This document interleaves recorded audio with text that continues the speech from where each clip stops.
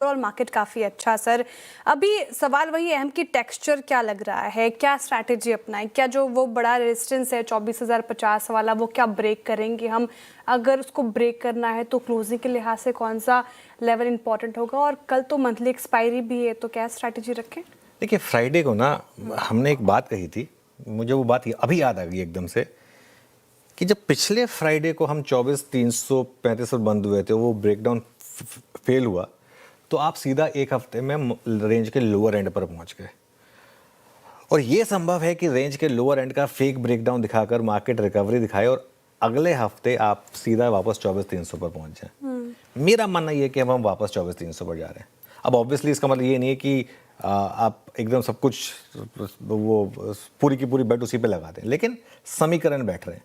हमने फ्राइडे को एक लॉन्ग का व्यू लिया और उसको कैरी करने का व्यू लिया कि आप कैरी करें। एग्रेसिव ट्रेडर्स के लिए व्यू था 23,800 अब आपके लिए वापस ट्रेलिंग स्टॉप लॉस होगा, इंट्राडे में भी, क्लोजिंग बेसिस पर भी। और मेरा मानना यह है कि यहाँ से अगर सब सही रहा तो हम वापस 24,300 की तरफ जा रहे हैं। इसी हफ्ते चले जाएं, इसकी भी पॉसिबिलिटी रहेगी। ऑब्वियसली सब कुछ ट्रेलिंग स्टॉप के साथ, और एक हमेशा एक रिस्क फैक्टर रहेगा कि ट्रम्प साहब कुछ ना अनाउंस कर दें, लेकिन वो तो आप हमेशा रखेंगे ना, risk factor at the back of your mind. ठीक है, 24,000 से 24,050 श्रेया यहाँ पर थोड़ी सी रुकावट की जगह है। अभी हम डे हाई पर हैं, लेकिन मेरा मानना ये है कि ये निकलेगा लेवल, और अगर ये निकला तो सीधा उसके बाद 24,050 से आप 24,300 का वो जो पेंडिंग मूव है वो देखेंगे। बैंक निफ्टी में थोड़ी सी रुकावट है 57,200 से 57,400 के बीच में। ठीक है, लेकिन आज का सबसे बड़ा जो पॉजिटिव्स है ना, वो मैक्रो पॉजिटिव्स हैं। वो उसका बेस्ट इंडिकेटर है इंडिया विक्स। अब आप इंडिया विक्स देखें, मैं सुबह जब इंडिया विक्स ऊपर खुला ना, मुझे थोड़ा चुभा, खला, मैंने कहा भी, मैंने वर्ड यूज किया था कि मुझे खल रहा है थोड़ा सा, लेकिन उसके बाद वो कोलैप्स हुआ, 7% नीचे आया। ये सही है इंडिया विक्स। मार्केट ब्रेथ देखिए क्या शानदार है, और उसमें आप ऐड कर दीजिए डॉलर रुपी। ये सब चीज़ें जो है ना आज सिंक में है एक बड़ी रैली के। इस तरीके का कॉम्बिनेशन चाहिए आपको एक अच्छी रैली के लिए। आज लोगों के पोर्टफोलियो ने अच्छा किया होगा, इस तरीके के जब मार्केट ब्रेथ हो, इस तरीके का वो तो ठीक है।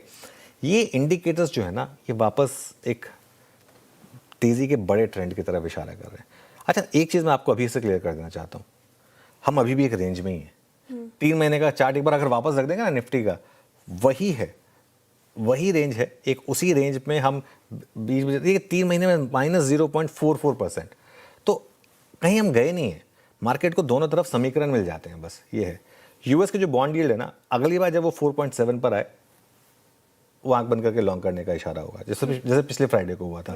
ठीक है, मंथली एक्सपायरी है कल, और सिस्टम में शॉर्ट्स जबरदस्त है।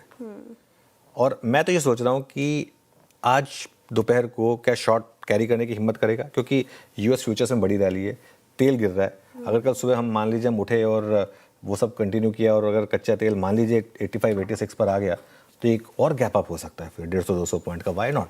ठीक है, पिछले पूरे हफ्ते हमने गैप डाउन और नेगेटिविटी देखी थी ना, इस पूरे हफ्ते हो सकता है गैप अप और पॉजिटिविटी रहे। ठीक है, और 24,050 के ऊपर अगर आप निकले तो निकलते ही मुझे लग रहा है बड़ी रैली होगी, क्योंकि जितने भी स्टॉप लॉसेस होंगे ना शॉर्ट पोजीशंस के, सब 24,050 पर प्लेस्ड होंगे स्पॉट पर।